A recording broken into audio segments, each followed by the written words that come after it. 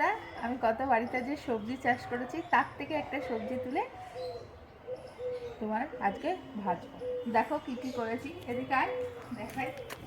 এই দেখো ছোলার শাক লাগিয়েছি, এই দেখো ছোলার শাক, পাশে মটর শাক, তারপরে পালং শাক, মেথির শাক, ওগুলো এখনো হয়নি, লাগাচ্ছি। এই দেখো এদিকে এদিকে এদিকে দেখো ছোট ছোট আলু, যখন সবজি কাটি আলুগুলো মধ্যে দিয়ে না সেই গাছ বেরিয়ে যায় না ছোট ছোট, ওইগুলো মাথাগুলো কেটে পুঁতে দিয়েছি। দেখো লাইন দিয়ে সব আলু গাছ হয়েছে।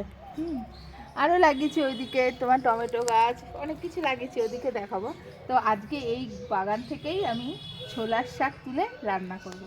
দাঁড়া, ছোলার শাক তুলি, পুরো শাক তুলবো না, মাথাগুলো তুলবো, কাটবো, তাহলে কি হবে যে আবার ওখান থেকে বেরোবে, এর জন্য মাথাগুলো তুলে নেবো।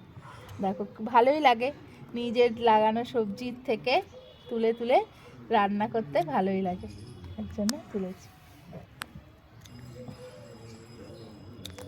সব এই যে সবজিগুলো তুলে হচ্ছে আদৌ দেখি। ছোলার শাক দেখো তুলেছি এতগুলো, এবার তুলবো কটা মটর শাক, কটা মটর শাকও তুলবো। তো দুই একটা মটর শাক তুলে নিই আগে। ছোলা,